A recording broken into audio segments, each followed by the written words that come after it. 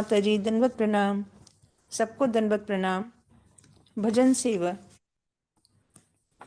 राधे राधे गोविंद गोविंद राधे, राधे राधे गोविंद गोविंद राधे।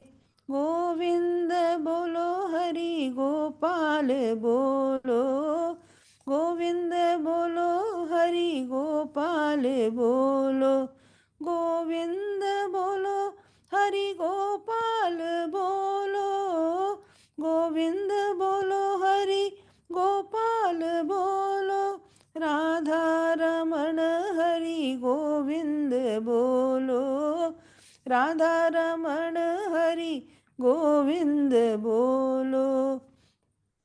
जय राधा माधव, जय कुंज बिहारी। जय राधा माधव, जय कुंज बिहारी। जय गोपीजन वल्लभ, जय गिरिवर धारी। जय गिरिवर धारी, जय गोपीजन वल्लभ, जय गिरिवर धारी। जय गिरिवर धारी। यशोदानंदन ब्रज जन रंजन, यशोदानंदन ब्रज जन रंजन, यशोदानंदन ब्रज जन रंजन, यशोदानंदन ब्रज जन रंजन। यमुना तीर वनचारी, यमुना तीर वनचारी।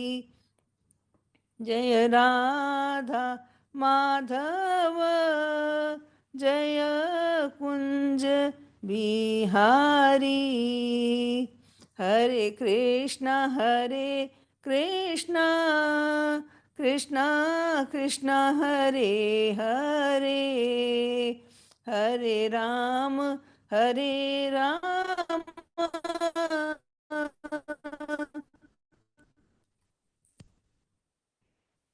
राम राम कृष्ण कृष्ण कृष्ण हरे हरे, हरे राम राम राम हरे हरे। हरे कृष्णा कृष्णा कृष्णा हरे हरे, हरे राम राम राम हरे हरे।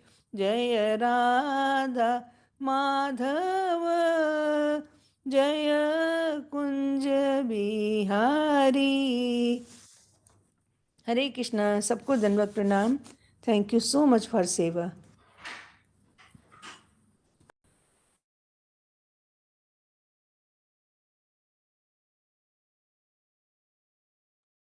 हरे कृष्णा। कुसुम माता जी, आपकी श्लोका की सेवा। हरे कृष्णा। दंडवत माता जी, आप सभी को दंडवत। अध्याय 13, श्लोका 18। ज्योतिषाम अपि तत् ज्योति तमसा परम उच्यते, ज्ञानम केवलं ज्ञानगम्य हृदय सर्वस्य विशिष्टतम।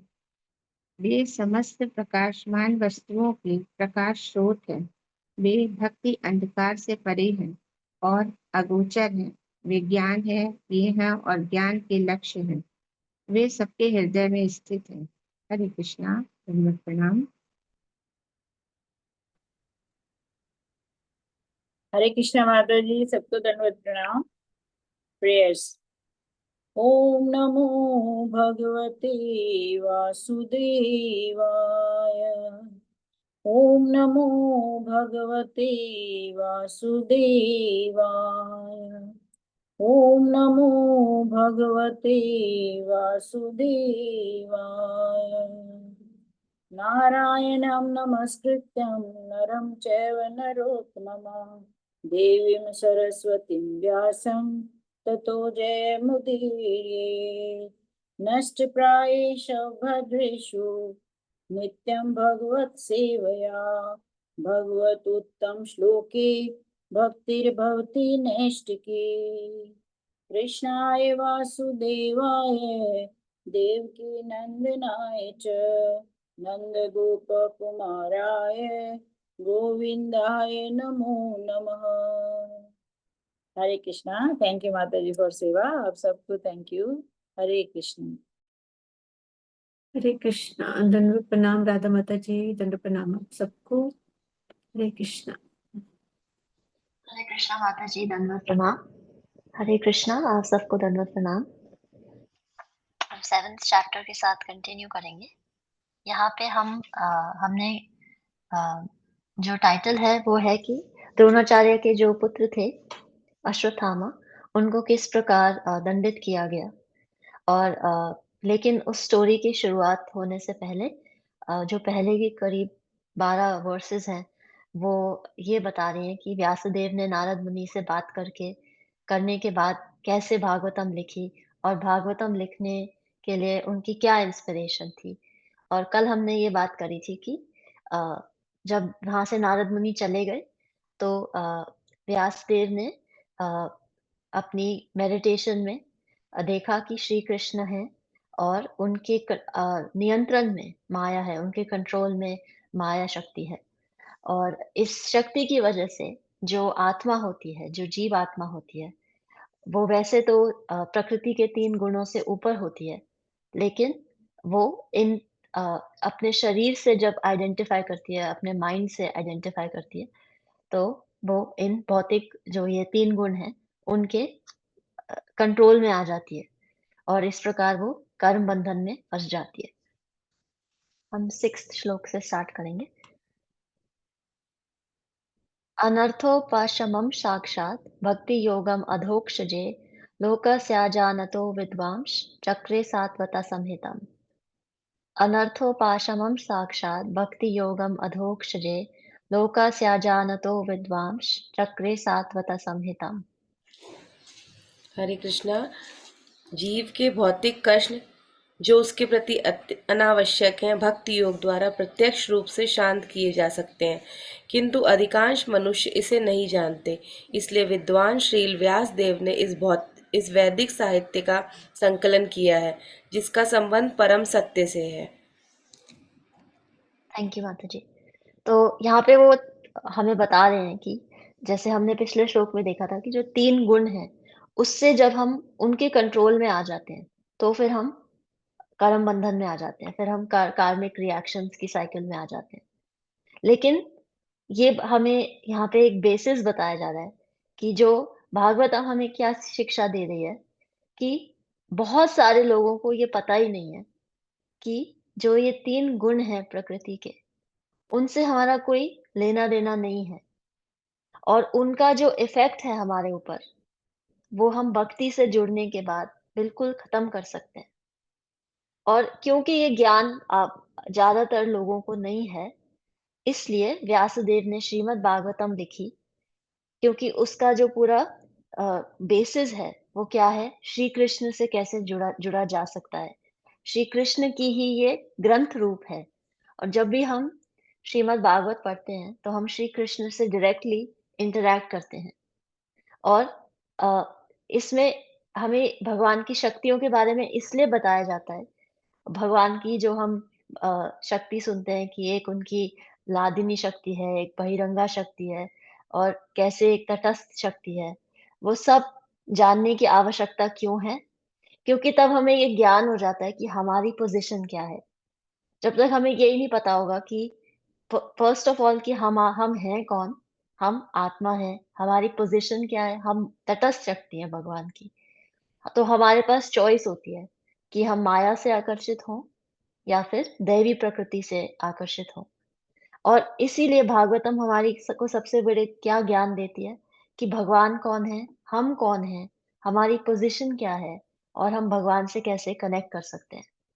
क्योंकि भगवान जो भक्ति का बीज है, वो सब जीवों के अंदर होता है, पर वो अभी बिल्कुल सुस्त पड़ा होता है।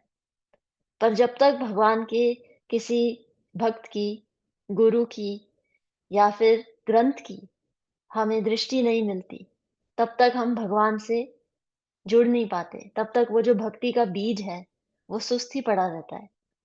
लेकिन जैसे कुछ टर्टल्स होते हैं, सी एनिमल्स होते हैं ये, कुछ प्रकार के टर्टल्स होते हैं ये,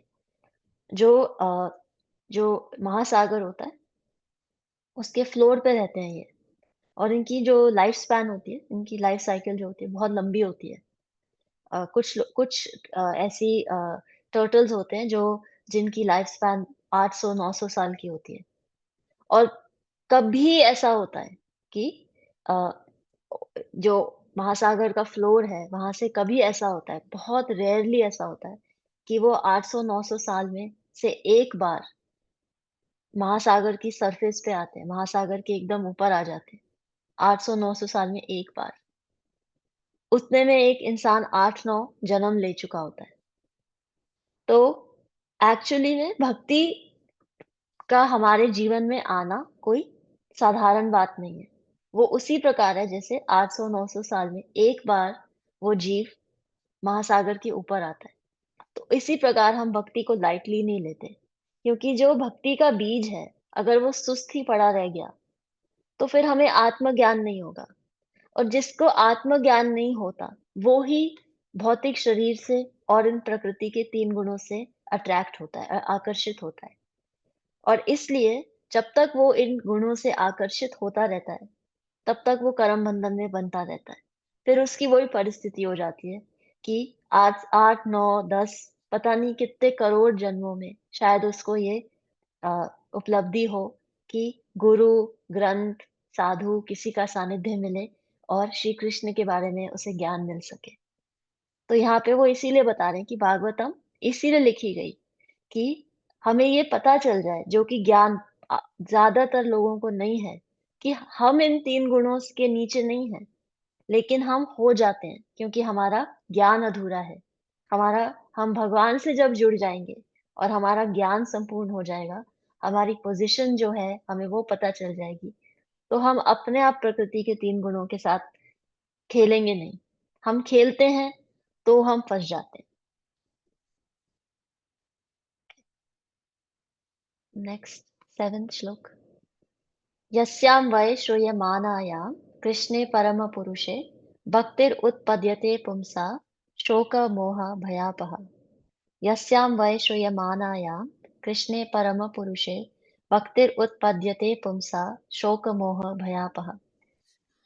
इस वैदिक साहित्य के श्रवण मात्र से पूर्ण पुरुषोत्तम भगवान श्री कृष्ण की प्रेमा भक्ति की भावना तुरंत अंकुरित होती है, जो शोक, मोह तथा भय की अग्नि को तुरंत बुझा देती है। थैंक यू माता जी। तो यहाँ पे हमें बताया जा रहा है कि सिर्फ सुनने मात्र से, सिर्फ सुन लेने से इस भागवतम को याद नहीं करनी है। आपको श्लोक पढ़ने आए या नहीं आए, समझ में आए या नहीं आए, अगर आपने किसी से सुन ली भागवतम, किसी बोनाफाइड्स, किसी एक्चुअल गुरु परंपरा से सिर्फ सुन लेना, तो उससे 2 बेनिफिट होते हैं। भक्तिर उत्पद्यते पुंसा, भक्ति का उत्पादन होता है, भक्ति जागती है इंसान में। और क्या होता है? शोक, मोह, भयापहा। जो हमारा ज्यादातर जीवन है, वो शोक, मोह और भय में निकलता है। लेकिन जब हम भागवतम सुनते हैं, तो इस शोक, मोह और भय का क्या हो जाता है? अपाहा, मतलब बुझ जाता है। जो ये अग्नि प्रज्वलित होती है शोक की, मोह की, भय की, वो बुझ जाती है। ऐसा कोई सोर्स नहीं है, ऐसा कोई फायर एक्सटिंग्विशर भी नहीं है इस दुनिया में या इस प्रकृति में, जो शोक, मोह और भय को मिटा सके। बहुत बहुत वर्षों पूर्व एक राजा थे, अलेक्जेंडर। और अलेक्जेंडर जो थे, उन्होंने अनेकों युद्ध में बहुत बहुत सारे योद्धाओं को पराजित किया था, हराया था। और जब उन्होंने बहुत सारी दुनिया जो थी, अ, यूरोप की, अफ्रीका की, इन सब को जीत लिया, इन सब कॉन्टिनेंट्स को जीत लिया उन्होंने, तो फिर उन्होंने सोचा कि अब मैं भारत को हराऊँगा और भारत को जीतूँगा। तो वो भारत की तरफ आए अपनी सेना को लेके, और ऐसा कहा जाता था कि उनका जो नाम था, एक्चुअली वो था अलेक्जेंडर द ग्रेट। वो इतने ग्रेट माने जाते थे कि उनको कोई हरा नहीं सकता था। वो हर जगह विजय होते थे, इसलिए उनके नाम में कहा जाता था अलेक्जेंडर द ग्रेट। वो भारत आए, उन्होंने बहुत भीषण युद्ध भी किया, और युद्ध खत्म होते-होते ऐसी परिस्थिति हो गई कि वो भारत को हरा नहीं पाए, और उनको पता था कि कुछ क्षणों बाद उनकी मृत्यु हो जाएगी। तो मृत्यु से पहले उन्होंने अपने जो मिनिस्टर थे, उनको बुलाया और उनसे कहा कि मेरी आपसे कुछ निवेदन है, आप कृपया करके उनको मेरी कुछ आखिरी इच्छाओं की तरह मानें और उनको अ, पूरा कीजिए आप। तो उनके मिनिस्टर ने कहा, "बिल्कुल, ज़रूर।" तो उन्होंने कहा कि जब मैं मर जाऊँ, तो मेरी जो बॉडी हो, उसको अ, आप रोड पे ले जाइएगा, सबको दिखा के ले जाइएगा, और मेरे जो शरीर है, उसको 6 डॉक्टर उठाएँगे। मेरे शरीर को 6 डॉक्टर उठाएँगे, और जब मेरा शरीर पड़ा हो, तो उसपे मेरे हाथ दोनों ऐसे होने चाहिए। और जो भी ये बात सुन के उनके मिनिस्टर ने कहा कि ठीक है, वो थोड़े से कन्फ्यूज़ भी हुए कि ये क्यों ऐसे कह रहे हैं। और फिर उन्होंने कहा कि आपकी और कोई इच्छा है? तो उन्होंने बोला, हाँ, मेरी जो तिजोरी है, उसमें जितने भी सोने के सिक्के हैं, वो ये जो डॉक्टर हैं, इनके पैरों में आने चाहिए। तो आप बिखेर देना उनको सड़क पे। तो उनके मिनिस्टर ने कहा, ठीक है। फिर वो लेकिन थोड़े से ऐसे कन्फ्यूज़ भी हुए, और उन्होंने अलेक्जेंडर से कहा कि आप ऐसा क्यों करना चाह रहे हैं? तो अलेक्जेंडर ने कहा कि मैं चाहता हूँ कि जिस दुनिया में मुझे अलेक्जेंडर द ग्रेट का की उपाधि दी, उसको कोई डॉक्टर नहीं बचा पाया, और जिस अलेक्जेंडर द ग्रेट के 2 हाथों ने इतने सारे देशों को पराजय किया था, वो खाली हाथ जा रहा है, कुछ लेके नहीं जा रहा। जिन देशों को पराजित किया था, उनको भी नहीं लेके जा रहा, मरा भी किसी और देश में। और उसकी जितनी भी तिजोरी थी, उसके पास जितना भी धन था, जितनी भी इन्फ्लुएंस थी, वो भी उसको नहीं बचा सकी। और इसीलिए ये लोगों के पैरों में आनी चाहिए। उनको पता चलना चाहिए कि ये कुछ भी किसी काम की नहीं होती। तो ये कहने का मतलब है कि जब हम अपना जीवन को एनालाइज़ करते हैं, तो हमारा जीवन जैसे हम बात करते हैं, और ये बात हम बहुत बार कर चुके हैं। ईटिंग, स्लीपिंग, मीटिंग और डिफेंडिंग, ये 4 कार्यों में इंसान अपना जीवन बहुत सारा निकाल देता है। सोने में 1/3 लाइफ तो हमारी सोने में ही चली जाती है। वो भी तब अगर हमारी 80-90 साल तक की उम्र हो, तो हम कह रहे हैं कि 1/3 जो है, एक तिहाई लाइफ जो है वो सोने में निकल जाती है। फिर हम बात करते हैं कि अ, डिफेंडिंग, कि हमारे जो रिसोर्सेज़ हैं उनकी हम रक्षा कर सकें, हम काम कर सकें, हम धन इकट्ठा कर सकें। मेटिंग, हमारी फैमिली को पालना, बड़ा करना, उनकी उनकी रक्षा करना। और ईटिंग, अब ईटिंग का जो प्रोसेस है, खाने का प्रोसेस जो है, उसी को आप देख लीजिए। पहले हमें खाना खरीदना पड़ता है, उसको धोना पड़ता है, साफ करना पड़ता है, बनाना पड़ता है, फिर हम चढ़ाते हैं, फिर हम उसको खाते हैं, फिर हम उसको पचाते हैं। तो ईटिंग, स्लीपिंग, मेटिंग और डिफेंडिंग में हमारी कितनी लाइफ निकल जाती है। और फिर अगर कुछ शेष समय बचता है, तो हम शोक, मोह और भय में निकाल देते हैं उसको। और अलेक्जेंडर की जो स्टोरी है, उसका कहने का इस श्लोक से मतलब ये है कि इतना बड़ा राजा होके भी, इतना ग्रेट होके भी, जो जीवन की सबसे ग्रेट अपॉर्चुनिटी थी, अ, जैसे कि हम बात कर रहे थे, कुछ जो टर्टल्स होते हैं, उसके पास इतना सब कुछ था, इतनी इन्फ्लुएंस थी, लेकिन वो कभी महासागर की सरफेस पे नहीं आया। उसने अपना ही खेल रचा, अपनी लड़ाइयाँ लड़ी, अपने राज्य बनाए और फिर हार गया सब कुछ। और खुद ही उसने क्या कहा लास्ट में कि मेरी जब बॉडी दिखाई जाए लोगों को, तो इस प्रकार दिखाई जाए। तो हमारे ऊपर है कि जब हम अपने जीवन को एनालाइज करते हैं, एक मैग्नीफाइंग ग्लास से देखते हैं कि मेरे लाइफ है क्या, तो हमें पूछना चाहिए कि हम कितना समय शोक, मोह और भय में बिता देते हैं, ये जानते हुए कि हमारे नियंत्रण में कुछ भी नहीं है, ना आज है, ना कल है, ना कभी था।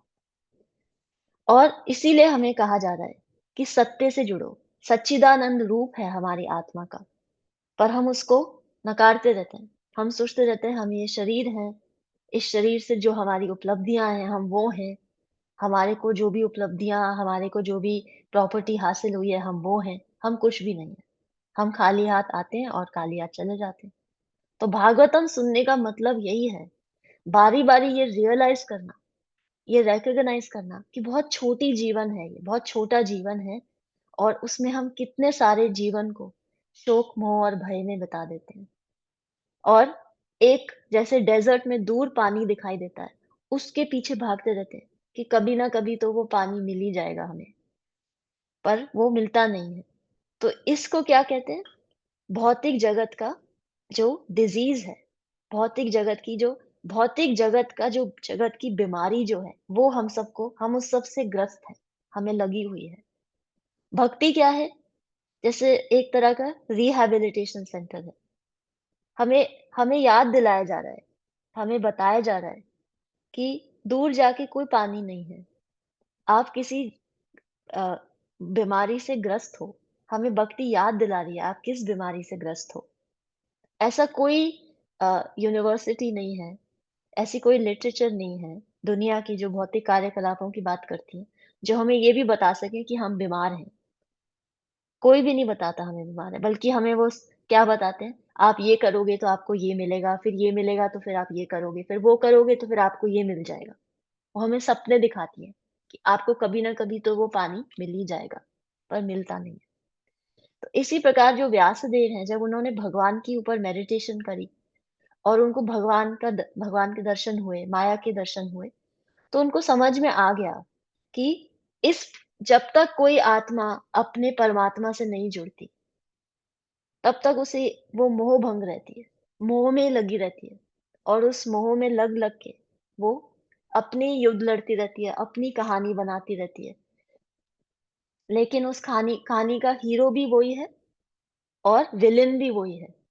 उस कहानी में कुछ समय के लिए वो व्यक्ति हीरो बन जाता है और कुछ समय बाद वो ही अपने जीवन का सबसे बड़ा विलेन बन जाता है। जो लव की बात करते हैं हम, तो अक्सर हम स्त्री और पुरुष के बीच की बात करते हैं। लेकिन जो रियल लव है, वो भगवान और परमात्मा और आत्मा के बीच में होता है, और वो हमें भागवतम बताती है।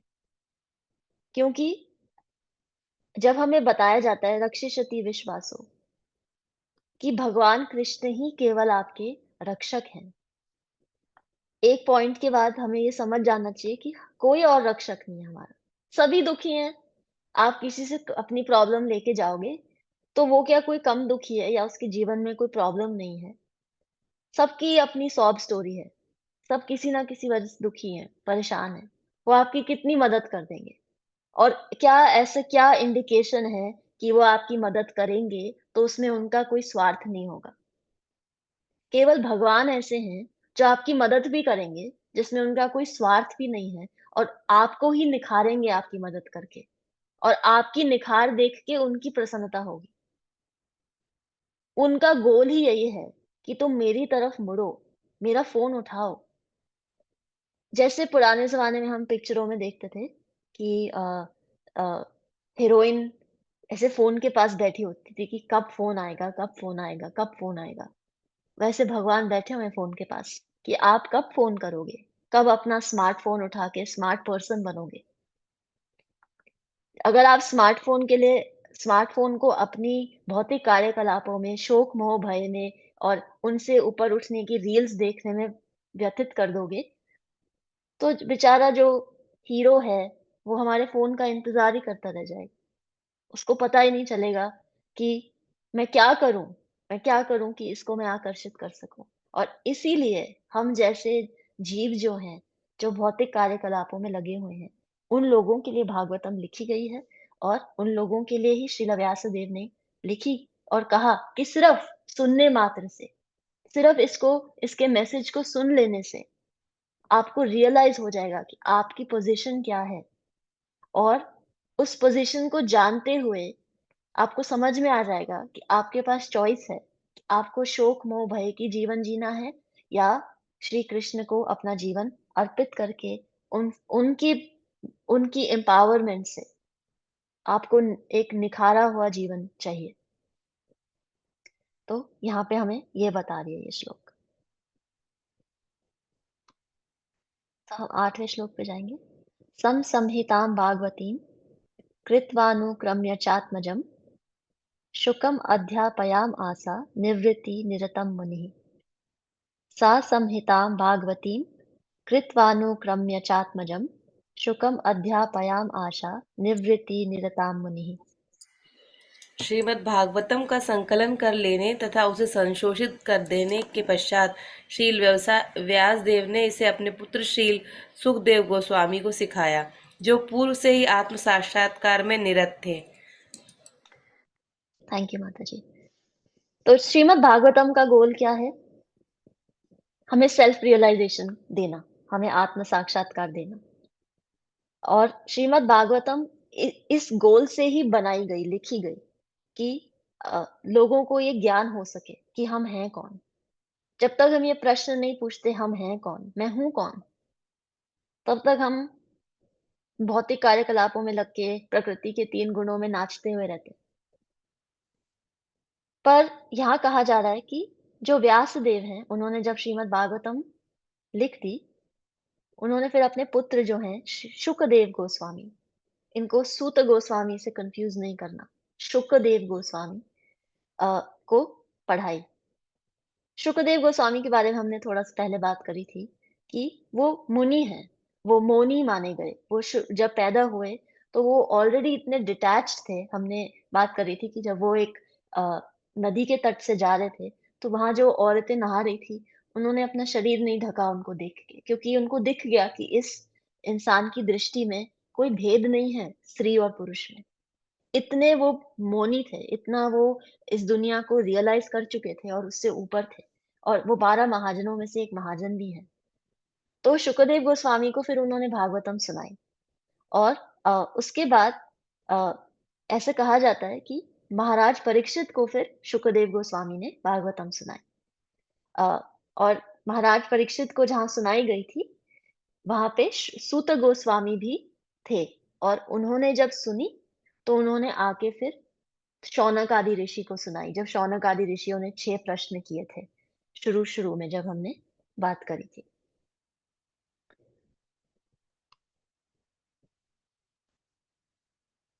ओके, तो हम यहाँ स्टॉप करेंगे। आपके कोई क्वेश्चंस हैं तो प्लीज बताइए। हरे कृष्णा। आप सबको दंडवत प्रणाम। हरे कृष्णा माता जी। हरे मेरा कृष्णा। एक थैंक क्वेश्चन यू है। आपने सुचेता माता बताया, जी। जी आपने बताया सुखदेव जो थे वो मुनि भी थे और महाजन भी थे, 12 महाजनों में से। तो महाजनों में और मुनि में क्या अंतर है?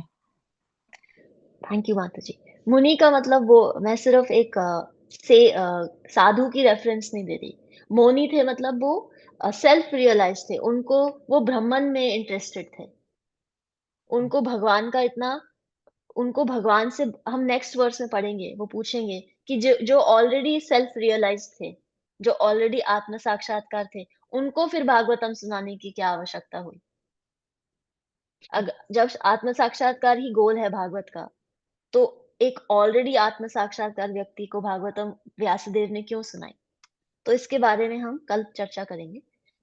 मोनी, मुनि नहीं मोनी कह रही थी मैं, कि वो ऑलरेडी ब्रह्मन में अब्सॉर्ब थे। और महाजनों में उनको इसीलिए कहा जाता है क्योंकि वो भक्त उन्होंने मौनी होने के बाद भी जब भागवत सुनी, वो इसीलिए सुनी क्योंकि वो जब उन्होंने, ये लंबी स्टोरी है थोड़ी, हम इसके बारे में कल डिटेल में बात करेंगे कि वो कैसे आकर्षित हुए भागवत की तरफ, कैसे व्यासदेव ने उनको सुनाई, और उनको व्यासदेव को जो भय था कि मेरे पुत्र ब्रह्मन में है, उनको भगवान के बारे में नहीं पता, तो फिर उन्होंने कैसे उनको आकर्षित किया और कैसे ऐसे व्यक्ति ने भागवतम सुनी, तो ये हम कल बात करेंगे। Thank you for your question. Hare thank Krishna. You. Hare Krishna माता जी। माता जी धन्यवाद प्रणाम। हरे धन्यवाद कृष्ण, प्रणाम। सबको हरे धन्यवाद कृष्ण। प्रणाम। सॉरी, आज मैं अपना वीडियो से पहले ऑन नहीं कर पाई, माफी चाहती हूँ सबसे। प्रेम ध्वनि शुरू करें माता जी। जी माता जी। हरे कृष्ण, सबको धन्यवाद प्रणाम। राधा माता जी आपको प्रेम ध्वनि। जय ओं विष्णुपाद परमहंस परिवराजकाचार्य अष्टोत्तर छत श्रीमद अभय चरना भक्ति वेदांत स्वामी महाराज श्रीला प्रभुपाद जी की जय। इस्कॉन बीबीटी संस्थापकाचार्य श्रीला प्रभुपाद जी की जय। जय ओं विष्णुपाद परमहंस परिवराजकाचार्य अष्टोत्तर छत श्रीमद कृष्ण कृपा श्री मूर्ति भक्ति सिद्धांत सरस्वती ठाकुर प्रभुपाद जी की जय। अनंत कोटि वैष्णव वृंद की जय। नामाचार्य श्री हरिदास ठाकुर की जय। श्री रूप सनातन भट्ट रघुनाथ श्री जीव गोपाल भट्ट दास रघुनाथ सट गोस्वामी प्रभुगण की जय। प्रेम सको श्री कृष्ण चैतन्य प्रभु नित्यानंदा श्री शिवासादि गौर भक्त वृंदा श्री श्री राधा कृष्ण गोप गोपीनाथ श्याम कुंड राधा कुंड गिरी गोवर्धन जी की जय। श्री वृंदावन धाम की जय। श्री नवदीप धाम की जय। पुरुषोत्तम क्षेत्र श्री जगन्नाथपुरी धाम की जय। गंगा देवी की जय। यमुना देवी की जय। श्रीमती तुलसी महारानी की जय। श्रीमती भक्ति वेदांत माफी चाहती हूँ, श्रीमती भक्ति देवी की जय। हरिनाम संकीर्तन की जय। समवेद भक्त वृंद की जय। गौर प्रेमानंद हरि हरि बोल। All glories to assembled devotees, Hare Krishna. All glories to Shri guru and Gauranga, Hare Krishna. All glories to Srila Prabhupada, Hare Krishna. वांछा कल्पतरुभ्यश्च कृपा सिंधुभ्यश्च पतितानां पावनेभ्यो वैष्णवे नमो नमः। हरे कृष्ण। राधा माता जी आपको धन्यवाद प्रणाम, अब सबको धन्यवाद प्रणाम। बहुत सुंदर, बहुत सुंदर। हरे कृष्ण, हरे कृष्ण। अरे धन्यवाद प्रणाम माता जी। सुनीता माता जी, आज अर्चना माता जी के प्रभु जी बेटर हैं क्या कल से? हाँ, थोड़ा बुखार कम है। परसों रात को तो 104 तक गया था, कल 2 तक था। बेटर है पहले से थोड़ा। ठीक है, थैंक यू माता जी। राधा माता जी आप ही सेशन का एंड कर देंगे, आज कोई भी नहीं है, तारा माता जी भी नहीं है। वृंदावन गए है ना वो। हाँ जी।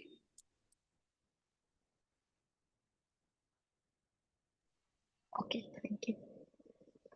आप सबके आशीर्वाद से और भगवान की बहुत कृपा से आज का सेशन बहुत अच्छे से संपन्न हुआ। Thank you for your service. आप सबको दंडवत प्रणाम। हम 1 राउंड ऑफ चैंटिंग करेंगे हमारे ब्रदर्स और सिस्टर्स के लिए जो भक्ति पथ से अभी वंचित हैं। भगवान उनको हर प्रकार से शीघ्र भक्ति पथ पे लेके आए। हरे कृष्णा कृष्णा कृष्णा कृष्णा हरे हरे, हरे हरे, हरे राम हरे Rama Ram Ram Hare Hare. 1 round of chanting करेंगे अर्चना माता जी की प्रभु जी के लिए, उनको भगवान शीघ्र एकदम स्वस्थ करे। हरे कृष्णा कृष्णा कृष्णा हरे हरे, हरे राम राम राम हरे हरे। हम 1 राउंड ऑफ चैंटिंग करेंगे विनी माता जी और तारा माता जी के लिए, उनके सेफ ट्रैवल्स के लिए। हरे कृष्णा कृष्णा कृष्णा हरे हरे, हरे Ram Ram Ram Hare Hare. 1 round of chanting करेंगे हम सब के लिए कि भगवान हमें भक्ति पथ पे बने रहने का साहस और उत्साह बनाए रखे हमारे अंदर, और धैर्य भी बनाए रखे। हरे कृष्णा कृष्णा कृष्णा हरे हरे, हरे राम राम राम हरे हरे। आप सबको दंडवत प्रणाम। हरे कृष्णा। आपके स्मरण में मेरी बेटी की भी तबीयत, वही फीवर चल रहा है उसको, छोटी वाली को ज्यादा हाई फीवर, उसके लिए भी एक चैंटिंग। आपकी डॉटर का नाम क्या है? शनाया। ओके, हम 1 राउंड ऑफ चैंटिंग करेंगे शनाया के लिए, बिल्कुल स्वस्थ हो जाए। हरे कृष्णा कृष्णा कृष्णा हरे हरे, हरे राम राम राम हरे हरे। आप सबको धन्यवाद प्रणाम। Hare thank you. Krishna. Hare thank you. Krishna. धन्यवाद प्रणाम माता जी। भगवान की थैंक यू स्मरण सो में मच राधा माता जी, रजनी माता जी ने